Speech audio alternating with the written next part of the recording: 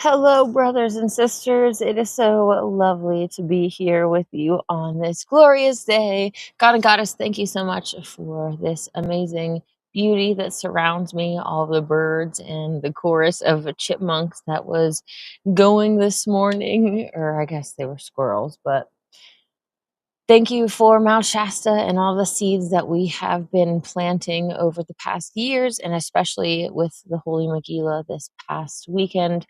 I appreciate the role that I have been able to be in doing so much of these works.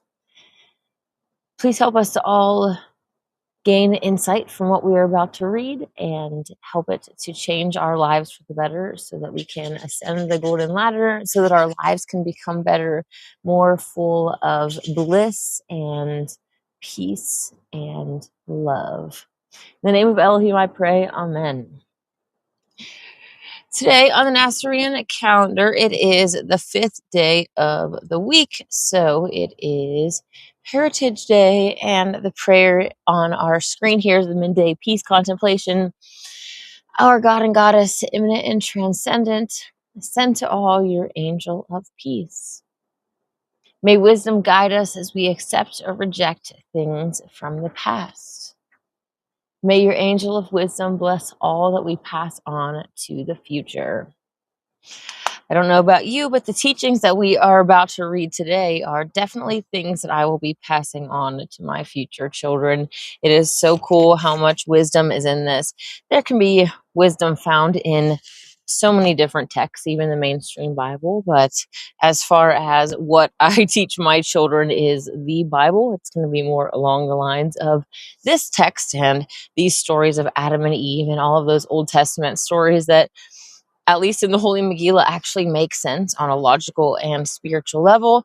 They show that sacrificing animals came from the devil and is the first sin, ultimately what actualized the downward spiral into being and caused so much suffering and pain and everything ever since. And getting back to that Edenic state, it's a requirement for us to return to at least basic vegetarianism. And that means, especially in this modern day and age, is pretty hard to do in the Nasarean way, because the Nasarean form of vegetarianism is animals that are well taken care of.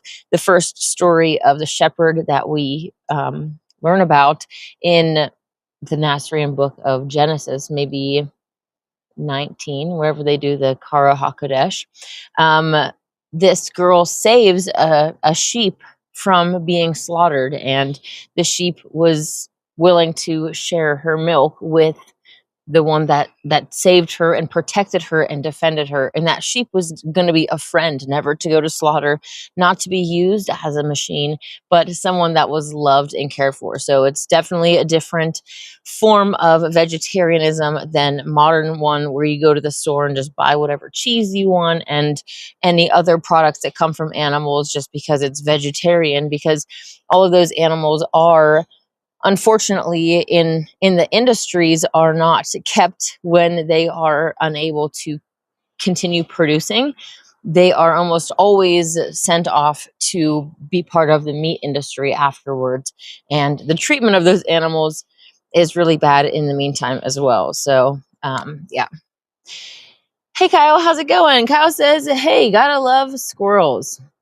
Yeah, this morning when I came out here, there was like one in the far tree here and one here and maybe one back here. And all three of them were just like making this like almost laughing noise back and forth. It was really kind of just unique and funny to come out and hear them, because they kind of sounded like they were chuckling. So, all right.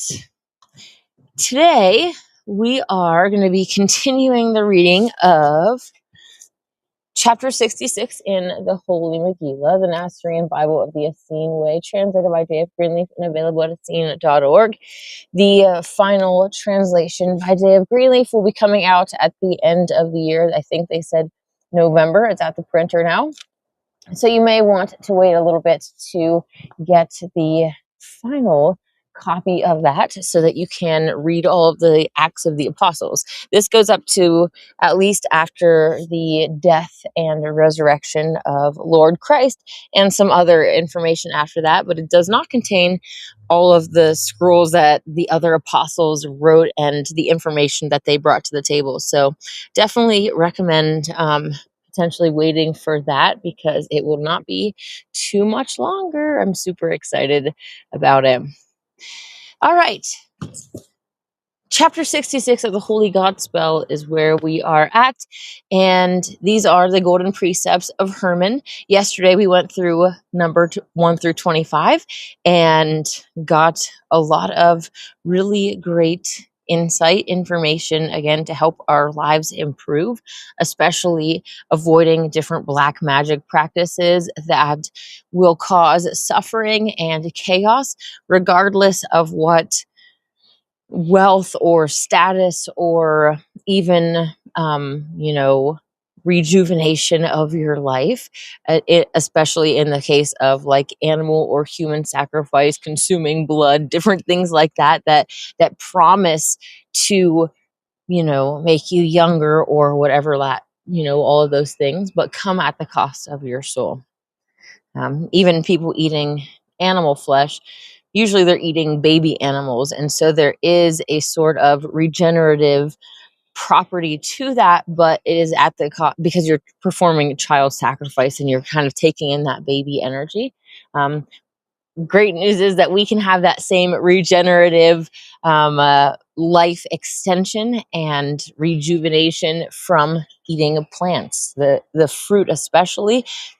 Just perfect combination of water and air and the sun and all of these elements together. You just go to the tree or the bush or whatever, and you pick it and you eat it as fresh as possible.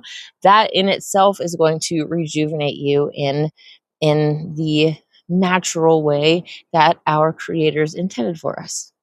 So I'm going to stop teaching whatever, or I guess talking about other things now, and we're going to get into chapter 66 of the Holy Godspell. Precept 25 we did yesterday, and they talked about the visualizing supernal love expanding outward from the center of yourself towards the universal circumference. And then while you are doing that, simultaneously chanting, "My love expands." I don't know if you got to practice that last night or not. I definitely would suggest it. And then they are saying to notice after that you have done that, you are feeling more full of love than when you started, because love is filling and not emptying. You can just keep giving love, and love will continue to fill you up. I don't know about you, but when I serve other people and show them love, sometimes it can feel really exhausting and a lot of effort can go into it, especially when I do my full moon celebrations and have so much food to prepare and all of these, and even serving it and stuff and catering to all of these people and trying to organize things and all this stuff. It still fills me with love and appreciation and gratitude that I'm able to do that and able to shine that type of light in this world.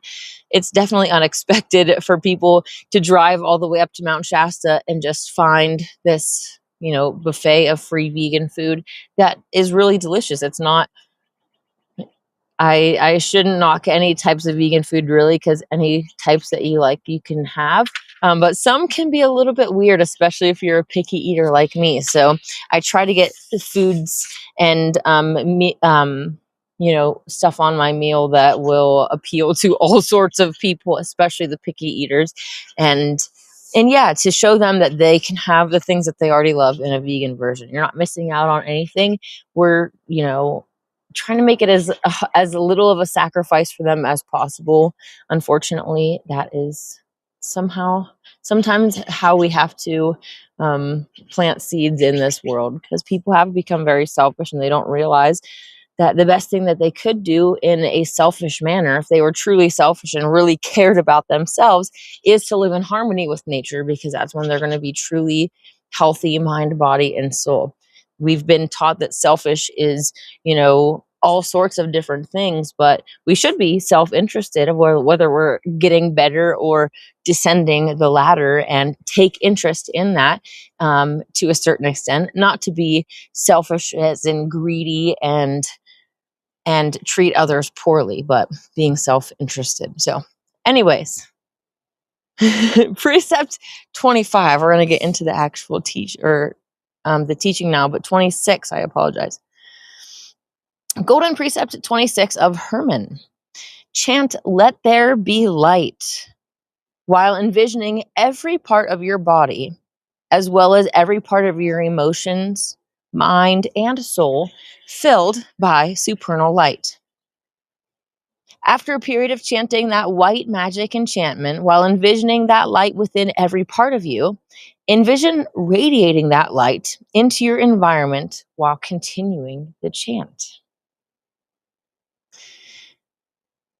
The commentary by Thoth here says, what is normally called light is suggestive of, but not as transcendent as, the spiritual light that we call supernal light. The enlightened have the eyes to see that light. They give it, or radiate it, by revealing it everywhere they look and teaching others to do likewise. You see, spiritual light actually need not move, but seems to move when you notice it where you previously had not.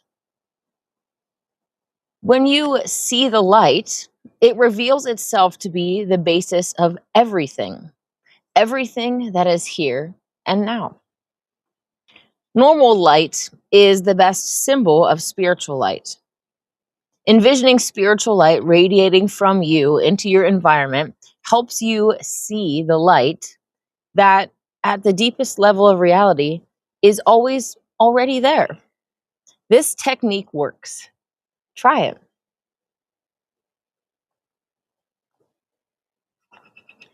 So again, that's chanting "Let there be light" while envisioning every part of your body, as well as every part of your emotions and soul, filled by supernal light. Hazy Proxy. Golden Precept 27 of Hermon. It is good to be playful, even when writing spiritual precepts. So be playful. The commentary by Thoth here says, perhaps especially when writing spiritual precepts. Golden Precept of Hermon 28. Do not focus on hiding your faults.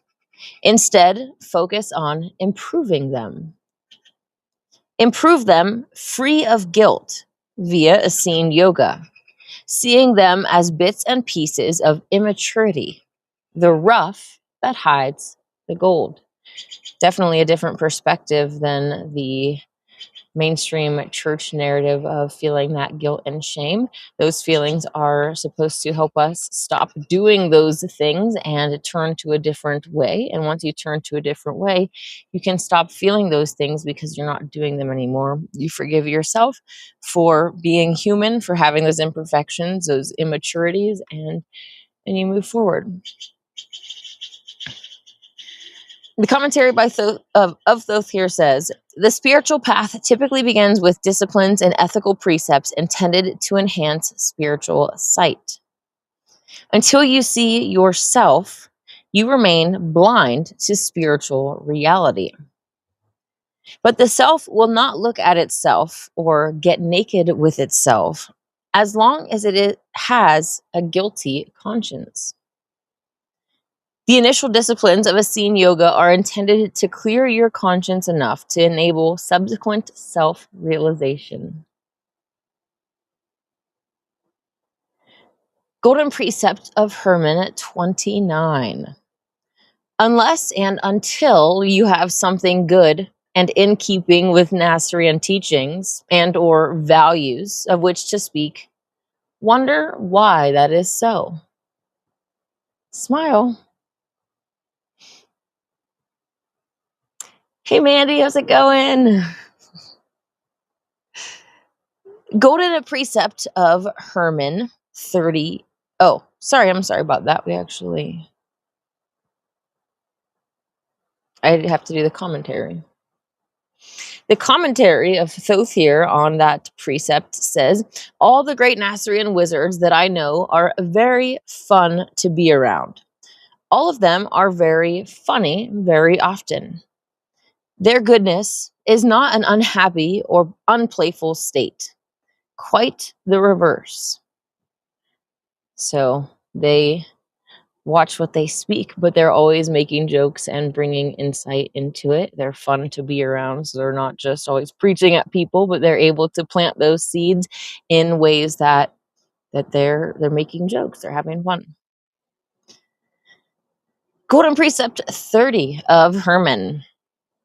Spiritual peace and a blanket beneath a tree is better than a fancy bed at the price of a troubled conscience. Thoth's commentary says here that inner peace is purchased with spiritual gold, not gold coins. Anything that costs you a guilty conscience is way too expensive. Golden Precept 31 of Hermon. If you would have a spiritual peace, shun all vain glory. Thoth's commentary says that true spiritual glory is seen as a halo around those of spiritual gold. They can actually see your crown, those with the eyes to see, right? Golden Precept of Hermon 32. Your connection to the life force or Kai of Mother Nature will be enhanced whenever you stand barefoot on her. Try this sometime when performing a green magic enchantment or otherwise communing with Mother Earth. Thoth's commentary says, standing barefoot on Mother Nature gives you the benefits of that direct connection to her life force without the injuries that often come with walking barefoot long distances. Barefoot walks of short distances on safe grounds can also be linked to green magic. An example of that would be walking a barefoot circle around a tree while performing a ritual. Another example of that would be walking barefoot on a beach while chanting a green magic enchantment. Golden Precept of Hermon 33. Numbers originate from the divine mind of Yah. Feelings originate from the divine heart of Yah. Thinking and feeling are both extensions of Yah. You are created in that image and likeness. If you would fly like a bird that has 2 healthy wings, do not neglect the needs of either your thinking wing or your feeling wing. Don't be like the master brain that is all mind, right? They don't have the mind and the heart mixed. The commentary of Thoth on that precept says, if you neglect either your thoughts or your feelings, you fly only as high as a bird with 1 wing.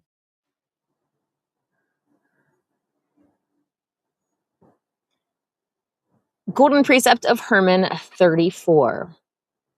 Attune to the angelic choruses and divine music within you and around you. The commentary of Thoth says, how? Listen in sacred silence and then join the song. Even just sitting out here listening to the birds and the squirrels and all of the animals, different things out here, they're part of that divine chorus, divine music all around us. Okay. Golden Precept of Hermon 35. The best work for your mind is to conceive ways to creatively express divine love. Thoth's commentary says, that is white magic at work. Golden Precept of Hermon 36. Good vibrations are good medicine. Good vibrations are the most important medicine. Good vibrations can heal. Thoth's commentary says, Nasarean wizards study good vibrations. The goal of that study is to have good vibrations so that we can radiate them into our environment. We're not just studying them, we're actually implementing them so that we can become those good vibrations, right?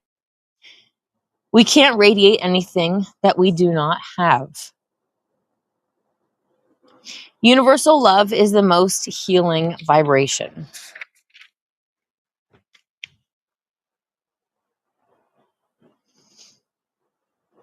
Golden Precept 37 of Hermon. Take enlightened control of your habits. Habits repeat themselves in cycles for good or ill, depending on the nature of the habit. Thoth's commentary says, an example of a good habit is performing daily yoga. Another example, the habit of going for a daily walk. Let go of bad habits. Release them. Golden Precept 38 of Hermon. Your highest duty is self-expansion in ultimate goodness. That boils down to one word: love. Love is our highest duty, essentially.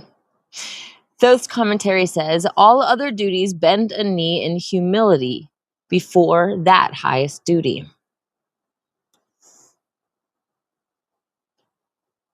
Golden Precept 39 of Hermon. Oops. I guess I'm missing a slide here.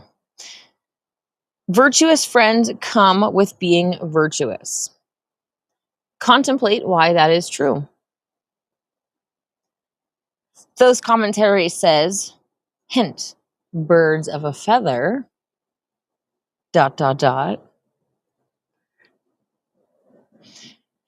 Golden Precept 40 of Hermon. Each night when you close your eyelids in bed just prior to sleep, review what you did that day. Feel contrition, then forgiveness for any misdeeds, and jubilation for all of the good things done. Envision positive manifestations for the coming day. Then relax and fall into a pleasant sleep with pleasant dreams. Gilgalah taught me this practice. She learned it from the Lady Christ in a very pleasant dream. Thoth's commentary says, you can also utter a closing prayer of the day in the light of that review. That prayer can include an enchantment to empower the envisioned positive manifestations for the coming day. They definitely talk about how powerful that your mind and those states are when you are getting ready to fall asleep for manifestation. Golden Precept 41 of Hermon. Forgiveness is a spiritual elixir. Next time you need a lift, forgive somebody. Thoth's commentary says, Gilgalah often says, forgiveness is good medicine. Definitely is. Golden Precept 42 of Hermon. The Holy Tetractys is a sacred math expression of Sulam Ha-Aliyah, the ascending spiral of spiritual expansion. Thoth's commentary says, we all dance that spiral dance. We've talked before in the previous chapters about the different ways that talks about the human unfolding and especially becoming the upright star on the square below. So definitely encourage you to go back and listen to those teachings to refresh your memory. Golden Precept 43 of Hermon. Before launching a project, Carefully consider its worthiness. If it is worthy, then ask the blessing of God and Goddess immanent and transcendent on the project.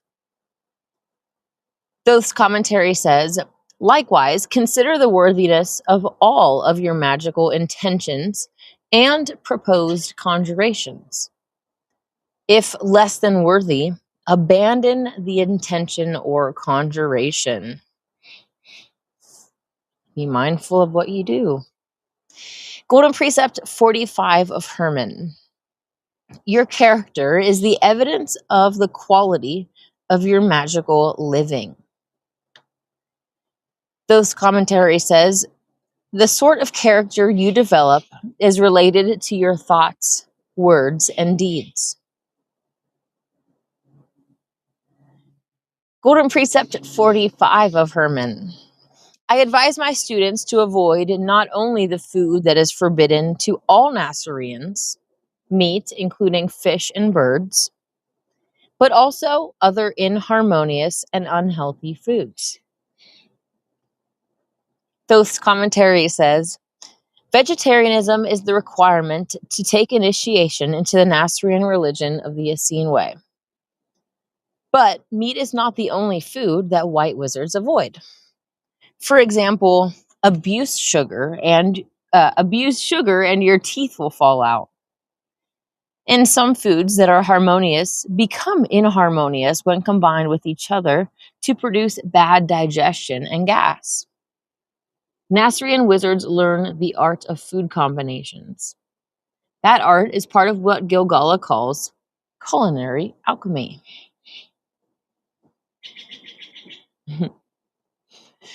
Golden Precept 46 of Hermon. Let go of the illusion of mortality and realize your immortality. Your body is but the garment you now wear. You are a spirit soul. Do not fear death. Thoth's commentary says, if you believe yourself mortal and thus fear death, know this, you are an immortal soul. You survive the death of your body. The key point is, you do not have a soul, rather, you are a soul. Knowing that is really important because in the times to come, the powers that be, their master brain plan is to enslave you and me and convince people that there is nothing after death. And a lot of people, they will be interested in uploading their consciousness to the cloud or whatever they present to essentially escape death. But realistically, they are going to experience a hellish disembodiment as enslaved light. Whereas we know our soul goes on after death. It's nothing to fear. There's no reason that we need to be afraid of anything. We can live passionately and courageously and fight for Lord and Lady Christ and stand up against anything that the evil ones try to put in our path, because we already know that we are going to survive it. So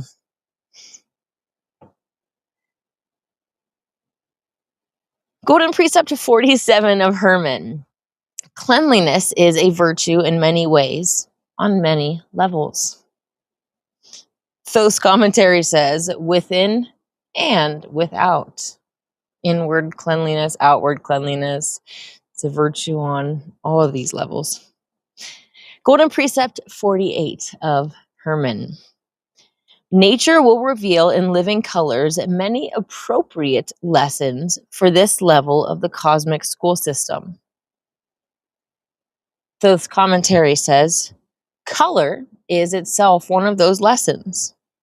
And when you graduate up to the next level of the cosmic school system, lo, your new eyes will see additional colors, and appropriate lessons for that level will be presented. They already admit that the human vision is limited in so many ways, and our auditory functionality, different things. Okay, Golden Precept 49 of Hermon. Seek oracles within and around. Scry and notice premonitions. Be an oracle for others, but chiefly be an oracle unto yourself, revealing you to you. Thoth's commentary says, a practicing green wizard of white magic seeks to know himself or herself. For, as Gilgalah teaches, know yourself. Only that knowing will set you free. And finally, Golden Precept 50 of Hermon. I leave you with a word that is too rarely spoken and too rarely experienced in this world. Serenity. Thoth's commentary on that says, to rectify the rarity of serenity in our world and in your life, practice Essene yoga. Now, let each reader recite this rare word 3 times out loud. Serenity. Serenity. Serenity.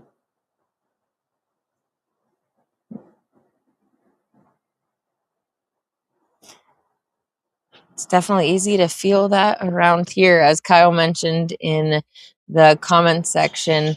I love the sounds of background nature during your readings. I definitely do as well. It's really nice and calming. It feels so peaceful here. And yeah, the animals definitely feel safe. The landlord is out there feeding the squirrels and the birds. And I think he puts like this big container out on the ground of different, I actually don't know what's in there. Seeds, nuts, I assume.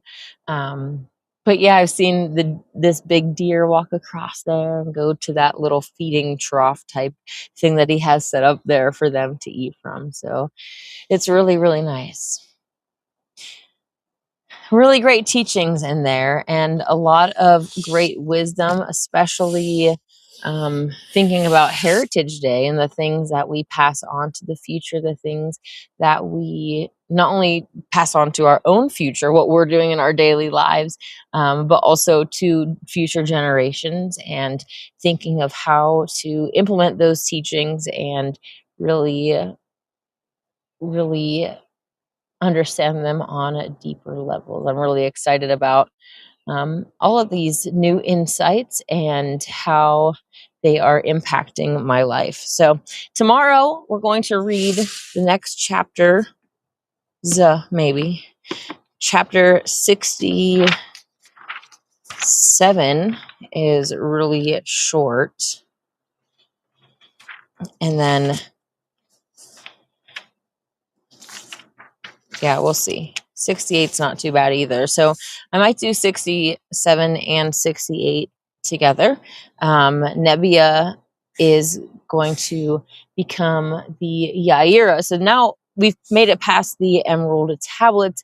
We're going kind of back to the storyline of Lord and Lady Christ and their companions and all of the other things that are happening as well. So Nebiyah is going to be consecrated as the Yaira, and then she goes on to do words of blessing and kind of lay your hands on each one of the companions and give a little bit of a prophecy about each one of them and a little blessing. So it'll be cool to hear about what she says. I mean, I've already read it, but it'll be cool for you to hear about what she says and the ways that those prophecies unfold in later stories in the Megillah, or maybe have already, come to pass in some ways. But then we're also going to get to read the scrolls from these different companions in the later chapters that will be added to this amazing book.